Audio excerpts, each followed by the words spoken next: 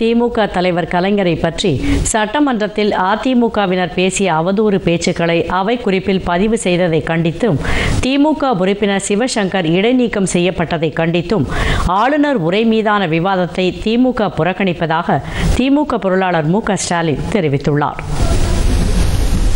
தமிழக சட்டமன்றத்தில் நேற்று ஆளுநர் உரைக்கு நன்றி தெரிவிக்கும் விவாதத்தில் பேசிய அதிமுக உறுப்பினர் மார்க்கண்டேயன் திமுக தலைவர் கலைஞரை அவதூறாக விமர்சித்தார். அவரது இந்த பேச்சு பற்றி கருத்து தெரிவிக்க திமுக உறுப்பினர்கள் அனுமதிக்கப்படவில்லை. மாறாக திமுக உறுப்பினர்கள் அனைவரும் கூண்டோடு வெளியேற்றப்பட்டனர். மேலும் குன்னம் தொகுதி திமுக உறுப்பினர் எஸ். சிவசங்கர் இடைநீக்கமும் செய்யப்பட்டார். இந்நிலையில் சட்டப்பேரவை வளாகத்தில் இன்று செய்தியாளர்களை சந்தித்த திமுக பொருளாளரும் சட்டமன்ற கட்சித் தலைவருமான மு.க. ஸ்டாலின் திமுக தலைவர் கலைஞருக்கு எதிரான அவதூறு பேச்சுக்களை அவை குறிப்பில் ஏற்றியதை கண்டித்தும், திமுக உறுப்பினர் சிவசங்கர் இடைநீக்கம் செய்யப்பட்டதை கண்டித்தும் ஆளுநர் உரைக்கு நன்றி தெரிவிக்கும் தீர்மானம் மீதான விவாதம் நடைபெறும் இந்த சட்டமன்ற கூட்டத்தொடரை திமுக புறக்கணிப்பதாக அறிவித்தார். மேலும் உடன்பிறவா சகோதரி சசிகலாவால் உயிருக்கு ஆபத்து என்று கூறி பலமுறை அதிமுகவிலிருந்து நீக்கி பின்னர் அவரை மீண்டும் சேர்த்து கொண்டது. நடிகர் சோபன் பாபுவுடன் கோயிங் ஸ்டடி என்று குமுதம் இதழுக்கு ஜெயலலிதா பேட்டியளித்தது. எம்ஜிஆர் உடல்நலக் குறைவாக இருந்தபோது அவர் செயல்படாத முதலமைச்சராக உள்ளார் என அப்போதைய பிரதமர் ராஜீவ்காந்திக்கு கடிதம் எழுதியது. ஜானகி அம்மையார் எம்ஜிஆருக்கு மோரில் விஷம் கலந்து கொடுத்ததாக ஜெயலலிதா பேசியது குறித்தும் சட்டமன்றத்தில் விவாதிக்க தயாரா எனவும் மு.க. ஸ்டாலின் கேள்வி எழுப்பினார். நான் கேட்க விரும்புவது, மார்க்கண்டேயன் அவர்கள் பேசிய பேச்சை அவை குறிப்பிட பதிவு செய்யக்கூடிய சூழ்நிலையில் சட்டமன்றம் நடக்கும் என்று சொன்னால், இன்றைக்கு முதலமைச்சராக இருக்கக்கூடிய அம்மையார் ஜெயலலிதா அவர்களுடைய உடன்பிறவா சகோதரியாக இருக்கக்கூடிய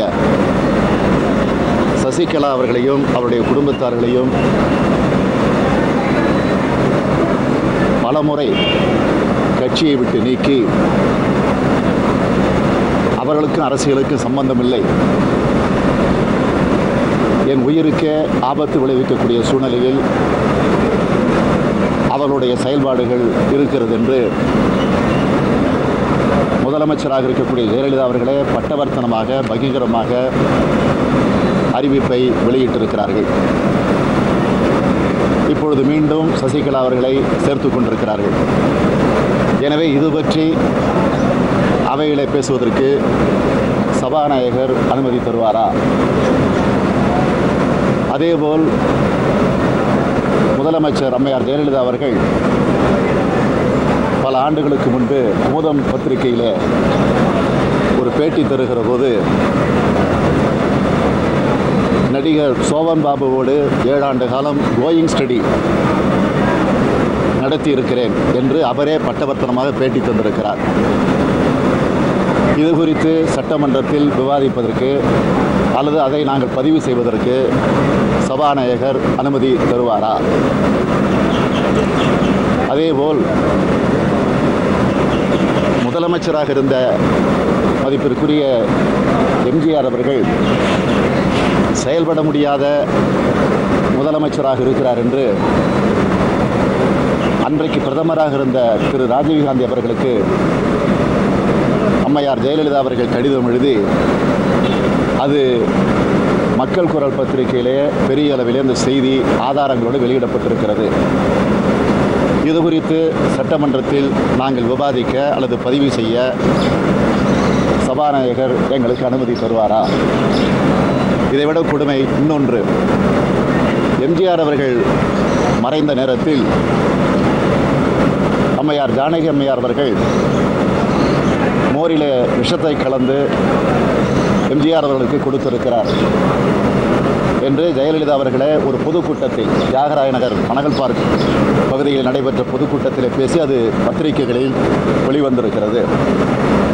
எனவே இது குறித்து விவாதிக்க அல்லது அவையிலே பதிவு செய்ய சபாநாயகர் அதற்கு இடம் தருவாரா? திமுக தலைவர் பற்றி சட்டப்பேரவையில் அவதூறாக பேசியதற்கும் திமுக உறுப்பினர் சிவசங்கர் சஸ்பெண்ட் செய்யப்பட்டதற்கும் மனிதநேய மக்கள் கட்சியும் புதிய தமிழகம் கட்சியும் கடும் கண்டனம் தெரிவித்தன. சம்பந்தமில்லாத விஷயங்களை பேசுகிறார். ஆனால் அதற்கு எதிர்கருத்து சொன்ன திராவிட முன்னேற்ற கழகத்தினுடைய மாண்புமிகு உறுப்பினர் துரைமுருகன் அவர்களுடைய கருத்துக்களை மட்டும் அவை விட்டு செலக்டிவாக தங்களுக்கு விருப்பமானது அவை குறிப்பில் இருக்கும், விரும்பாதது அவை குறிப்பை விட்டு வெளியேற்றப்படும் என்பது ஒரு பாரபட்சமான போக்கு என்பதை நான் பதிவு செய்ய விரும்புகின்றேன்.